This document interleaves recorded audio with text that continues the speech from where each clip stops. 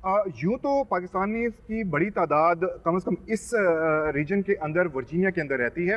हम वहाँ पर भी जाएंगे और वहाँ पर भी जो पाकिस्तानी अमेरिकन हैं उनसे बात करेंगे कि वो अमेरिका के बारे में, पाकिस्तान के बारे में और जो इन्फ्लेशन चल रही है उसके बारे में क्या सोचते हैं। लेकिन वाशिंगटन डीसी के अंदर रहने वाले वाशिंगटन डीसी को कैसे देखते हैं, उसके लिए हमारे साथ मौजूद हैं खावर मेहदी। आप एक मुद्दत से यहाँ पर रह रहे हैं, कुछ बताइएगा कि वाशिंगटन डीसी के अंदर रहना कितना मुख्तलिफ है किसी अमेरिका के भी किसी भी दूसरे मुल्क किसी भी शहर के अंदर रहने से। वाशिंगटन एक बड़ा मुनफरद शहर है। वाशिंगटन में रोज़ millions of people come and go. उसकी वजह से ये शहर बहुत डाइवर्स है। यहाँ पे आपने कस्टमर की जो वो आपकी डाइवर्स कस्टमर है उसके टेस्ट के मुताबिक चीज़ों को थोड़ा तब्दील करना होता है। जो चाइनीज़ है फूड जो वाशिंगटन में मिलता है, चाइनीज़ वो खाना भी नहीं पसंद करते। अच्छा, वो कि हमारा टॉपिक जो है वो महंगाई का है, लेकिन आप वाशिंगटन डीसी के अंदर एक अरसे से रह रहे हैं। आप मेरी तरह ना मैरीलैंड गए ना वर्जीनिया गए, बल्कि वाशिंगटन डीसी को ही अपना वो बनाया। तो यहाँ पर आपको भी ग्रोसरी करने के लिए सिटी से बाहर जाना पड़ता है। लेकिन आपको लगा है कि पिछले 1 साल में 2 साल के अंदर जो इन्फ्लेशन हुई है उसकी वजह से प्राइसेस के अंदर कोई फ़र्क आया? बहुत बड़ा फ़र्क है, बहुत ज़्यादा फ़र्क है। आपको एक एग्जांपल दे रहा हूँ। अंटिल वेरी रिसेंटली जो अंडे 10-12 अंडे हम $1.5-2 के लेते थे, वो हमने $8 और $9 पर पीस भी लिए। इसी तरह कमोडिटी जितनी भी है, हर चीज़ उसमें बेतहाशा इजाफा हुआ है। गैस प्राइसेस देख लें आप, ये जो रोज़मर्रा की चीज़ें तरक्की याफ्ता ममालिक हैं उसके अंदर कुछ ना कुछ आपको एक विगल रूम मिल जाता है कंपेयर टू पाकिस्तान जैसे ममालिक में, जहाँ पर जो डेवलपिंग कंट्रीज हैं वहाँ पर जो ब्रंट है, जो महंगाई का वो आता है, वो बहुत ज़्यादा शदीद आता है। एग्जैक्टली। यहाँ पर आप इसको किस तरह देखें, जो डिफरेंस है वो है टैक्स कलेक्शन। जो रेवेन्यू है वो बहुत ही सख्ती से लिया जाता है, लिहाजा यहाँ की जो हुकूमतें हैं उनका रेवेन्यू बड़ा सॉलिड होता है और साउंड होता है। उसके साथ साथ यहाँ की हुकूमतें जो टैक्स लेती हैं वो फिर वक्त आने पे अपनी पब्लिक पे इन्वेस्ट भी करती हैं। मसलन कोविड के अंदर हमने कोविड के दौरान मैं अपना बताता हूँ, कोविड के दौरान जो हम लोग सारे जॉबलेस हो गए, तो गवर्नमेंट के एक्सक्यूज कि ये पॉलिसी थी कि उन्होंने आपको वीकली पैसे दिए, और आप मेरे बात का यकीन करें कि जो हफ्ता पर वीक मैं कमाता था गवर्नमेंट मुझे उससे ज़्यादा देती थी। मतलब सोशल सिक्योरिटी का सिस्टम बहुत स्ट्रॉन्ग है। सो वाशिंगटन डीसी से 20 से 25 मिनट की मुसाफत पर रियासत वर्जीनिया का ये वो इलाका है जहाँ पे साउथ एशिया से ताल्लुक़ रखने वाले अफराद बड़ी तादाद में रहते हैं, खुसूसन पाकिस्तानीज़। सो पाकिस्तानीज़ चूँकि यहाँ पर रहते हैं तो उसके हवाले से उनकी जो नीड्स हैं, जो खाने पीने की, उस हवाले से ये ब्रुकफील्ड का वो इलाका है जहाँ पर आपको स्टोर्स और रेस्टोरेंट्स वगैरह मिल जाएंगे, जहाँ पर पाकिस्तान और हिंदुस्तान और बांग्लादेश और नेपाल से जो मसाले आते हैं, जो वहाँ पे फूड की जो नेसेसिटीज़ हैं वो यहाँ पर पहुँचती हैं। और यहीं पर ही वो रेस्टोरेंट्स हैं जहाँ पर लोग आकर ख़रीदारी करते हैं, चाहे वो उस खित्ते के किसी भी मुल्क से ताल्लुक़ रखते हैं। सो हमारे साथ आप मेरे पीछे देख सकते हैं कि आपको रेस्टोरेंट्स भी नज़र आएंगे, इसी तरह यहाँ पे ग्रोसरी स्टोर भी नज़र आएंगी जिसके अंदर ये सारी जो चीज़ें हैं वो दस्तयाब होती हैं। हमारे साथ मौजूद हैं ऐसे ही इस इलाके में एक कामयाब रेस्टोरेंट रन करते रहे हैं। आपसे ये जानना चाहेंगे कि आप एक मुद्दत से ये यहाँ पर एक रेस्टोरेंट चला रहे हैं। ये जो डाइवर्सिटी है यहाँ पर के खित्ते के अंदर, वहाँ पे जो ममालिक हैं, वहाँ की जो कौमें हैं वो आपस में लड़ती रहती हैं, लेकिन अमेरिका के अंदर यहाँ पर आपको बांग्लादेशी और पाकिस्तानी और नेपाली और इंडियन आपस में ना सिर्फ ये है कि दोस्ती करते हैं बल्कि ख़रीदारी करते हैं, बल्कि एक ही दुकान से एक जैसी चीज़ें भी खरीदते नज़र आते होंगे। कैसा लगता है? यहाँ पर ये कंट्री ऐसा है कि यहाँ पे हर बंदा मिलजुल के रहता है, क्योंकि यहाँ पर जो हमारा पाकिस्तानी इंडियन टीवी है लोग कम वाच करते हैं। हमारे सियासतदानों ने जो नफ़रतें फैलाई हुई हैं बयान दे दे के वो टीवी चैनलों के ऊपर लोगों के ख़िलाफ़, कंट्रीज़ के ख़िलाफ़, तो ये यहाँ पे लोग कम देखते हैं वो चैनल। तो इसलिए यहाँ पे आपस में बड़े प्यार मोहब्बत से हमारे पास हर किस्म का कस्टमर आता है। एक फैक्टर यहाँ पर बहुत ज़्यादा लाजिम है कि जो रेस्टोरेंट्स वगैरह हैं उसके अंदर पाकिस्तानी ख़ास तौर पे मुसलमान जो किसी भी मुल्क से आए हों, चाहे वो अरब से भी हों, उनके लिए यहाँ पर हलाल फूड ढूंढना जो है वो लाजमी हो जाता है। तो हलाल फूड की यहाँ पर एक ख़ास मार्केट है। आप समझते हैं इसका ऐसा ही है? आप बिल्कुल ये देखेंगे, ये जो हमारा ब्रुकफील्ड प्लाजा है, हम यहाँ खड़े हैं, यहाँ तकरीबन पाकिस्तानी 8 रेस्टोरेंट हैं। तो यहाँ पे जितनी मतलब वैरायटी है हलाल फूड की, ग्रोसरी स्टोर्स हैं, यहाँ पे लोग जो हैं बहुत दूर दूर से, मैरीलैंड स्टेट है वहाँ से भी लोग आते हैं इसलिए कि हलाल फूड मिलता है।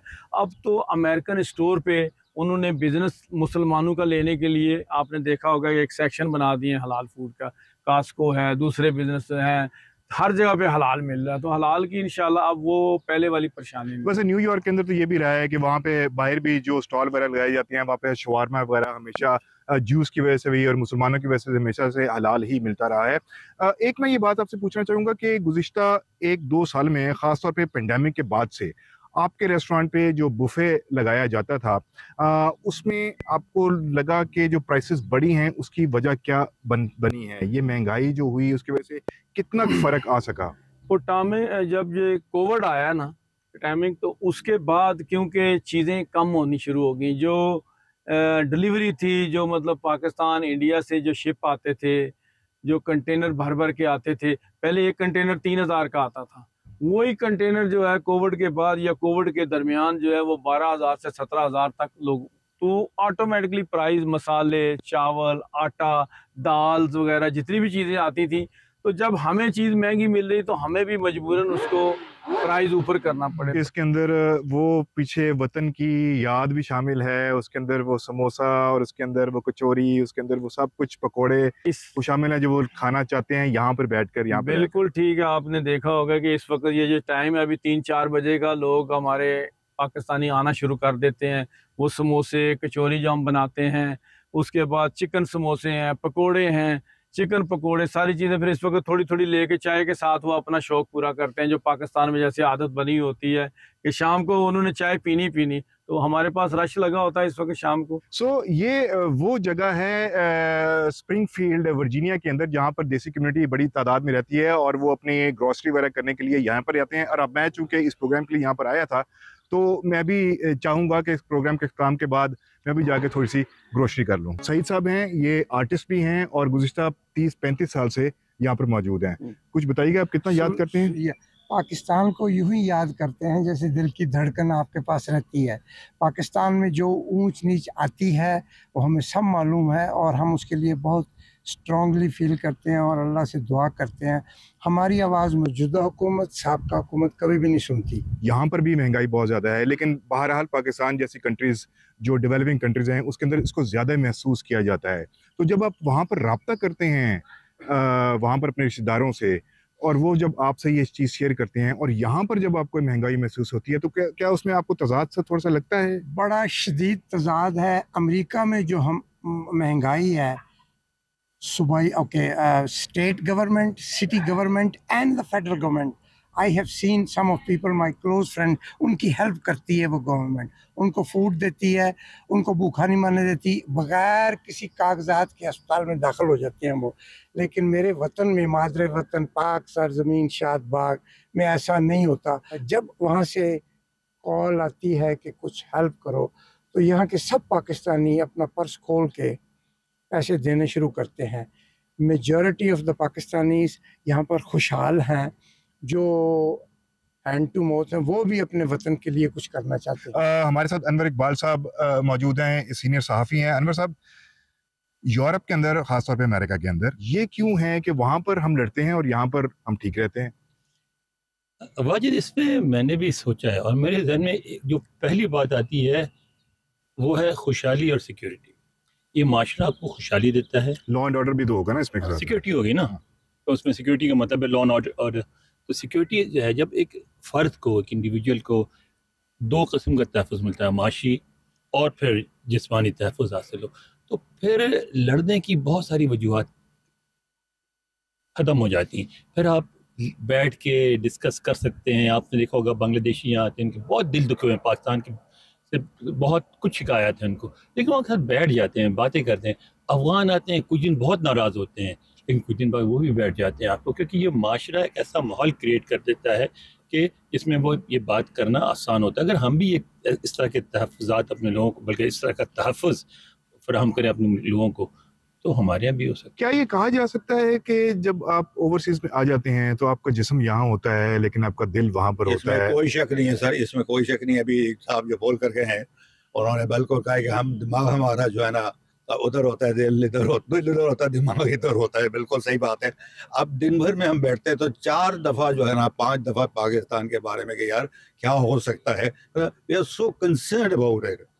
तो वो तो आप यू कांट। अब एक एयरपोर्ट पे लैंड करने के बाद जो खुशबू आती है आपको, कराची हो या कोई भी हो, यू फील के यार वो अच्छा ठीक है। दो, जिस तरह भी अनवर से बताया, discipline, strictness, law, no comparison. और यही क्या ये- पाकिस्तान में चाहिए होगा जो यहाँ पर रहने वाले समझते हैं? डेफिनेटली चाहिए होगा, लेकिन अब उसके लिए बहुत काम करना है सर।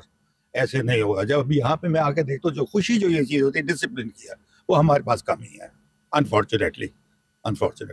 बहुत शुक्रिया। हमारे साथ एक और एहसान साहब साथी मौजूद हैं। एहसान साहब, आप भी एक मुद्दत से यहाँ पर हैं। जो आपने डेवलपमेंट देखी है पाकिस्तान के अंदर, अगर आप समझते हैं कि वो डेवलपमेंट है जब से आप यहाँ पर आए हैं, जैसे बात हो भी रही थी कि दिमाग यहाँ पर है, दिल वहाँ पर है, तो आप समझते हैं कि उसके अंदर कोई तब्दीली आई है? आप समझते हैं कि यहाँ पर रहकर आप जब वहाँ पर उसके उस अपने शहर के बारे में, अपने लोगों के बारे में सोचते हैं तो आपको कैसा महसूस होता है? अगर मैं कंपेयर करूं, जब मैं आया था, मैं एज ए स्टूडेंट आया था यहाँ पर, तो उस हिसाब से इतनी डेवलपमेंट तो नहीं हुई है हमारे पाकिस्तान में, ख़ास तौर पे तालीम पे। मतलब हमारे में जो इंस्टीट्यूट थे जो गवर्नमेंट फंडेड थे, मैं NED यूनिवर्सिटी से हूँ, तो बहुत अच्छा इंस्टीट्यूट होता था उस ज़माने में। अब जो है और भी इंजीनियरिंग कॉलेज खुल गए हैं, यूनिवर्सिटी खुल गए हैं, मेरा इतना उनसे वो नहीं रहा है, मगर मैं वो स्टैंडर्ड नहीं देखता हूँ। काफ़ी चीज़ें ग्लोबल हो गई हैं, तो अब जब मैं देखता हूँ जब बच्चे आते हैं पाकिस्तान से, दे आर वेरी स्मार्ट। मतलब बहुत अच्छे लड़के आते हैं, बड़े स्मार्ट किड्स हैं और बहुत जल्दी हर चीज़ को वो कर लेते हैं, तो खुशी होती है देख कर।